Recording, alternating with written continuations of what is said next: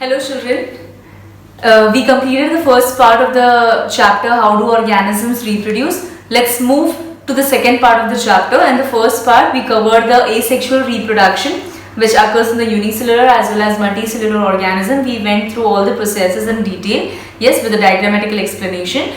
And then now today we are going to learn about the sexual reproduction. Okay, as I told you earlier, sexual reproduction involves two main processes, right? One is meiosis and one is fertilization. Now when I talk about fertilization, it has two important processes. One is internal fertilization and another one is external fertilization. Now this particular sexual reproduction is a highly evolved process which requires the formation of gametes. The male gamete and the female gamete, which results in the formation of a zygote. Right, meaning fusion of these gametes results in the formation of a zygote, that is termed as fertilization. Right, so let's go into the detail about sexual reproduction.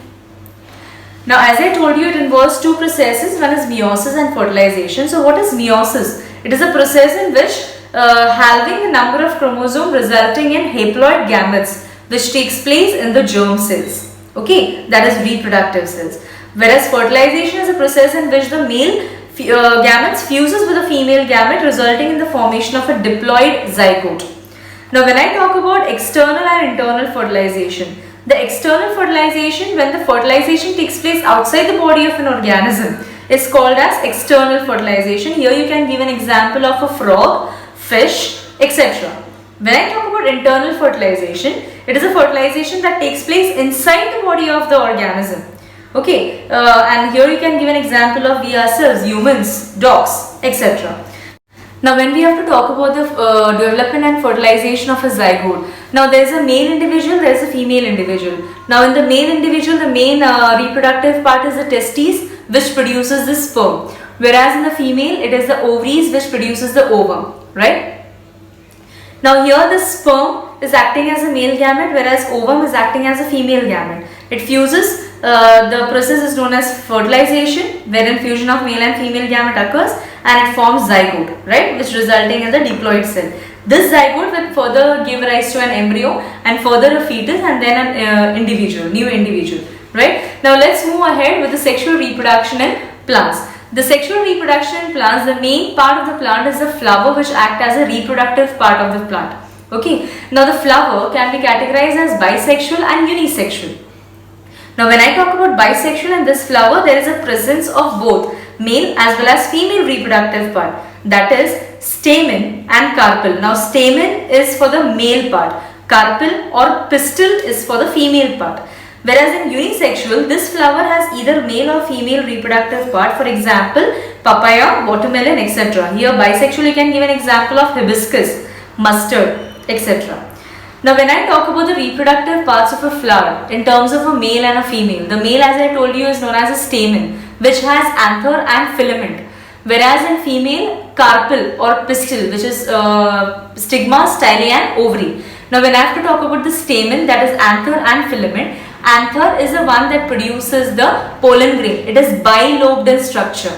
Okay, and filament is a stalk of anther. Whereas when I talk about the carpel or pistil, that is stigma, style and ovary, stigma is a receptive organ, meaning it accepts the pollen grain, whereas style is an elongated part of the stigma. Okay, whereas ovary is the swollen part which has ovules in them. Fine. So each ovule has egg cell which is a female germ cell. Clear? So this was about the reproductive part of the flower. If we move to the next process, that is pollination. Now what do you mean by pollination? It is a transfer of pollen grains from anther to the stigma of the flower is known as pollination. Anther, that is the male part, stigma, that is the female part. So the pollen grain is getting transferred from anther to the stigma of a flower. Okay, so this pollination can be categorized into two forms. One is self-pollination, one is cross-pollination. So if I have to talk about the self-pollination, it is a transfer of pollen grains from anther to stigma of the same flower or another flower of the same plant. Whereas cross-pollination, it is a transfer of pollen grain from anther to the stigma from one flower to the flower of the another plant of the species, of the same species, is called as cross-pollination.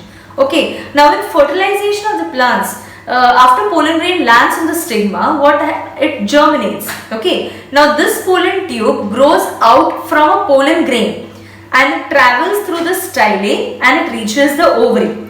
Now each pollen tube contains two male gametes. Now the first, it fuses with the egg cell, meaning one fuses with the egg cell to form a zygote, whereas the other fuses with secondary nucleus to form endosperm, which provides the nutrition to the developing embryo.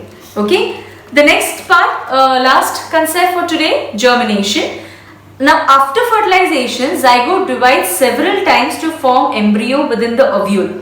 Now ovule, it develops into a seed, while the ovary develops into a fruit. Now we are left with a small concept of the chapter that we are going to study in the next video lecture. So today we have covered with the sexual reproduction of the flowering plants. Okay, whereas we studied about the male part and the female part of the flower. The male part of the flower, we studied about the stamen, and the female we studied about the pistil or the carpel, right? In male part we studied about the anther, the filament, right? Whereas in female we learned about the stigma, style and ovary, we learned it in detail. Then before that we learned about the sexual reproduction, what processes it involves, that is meiosis and fertilizations. Then we studied about the development of an embryo, how does it occur. So please kindly go through it properly, study well children. Thank you.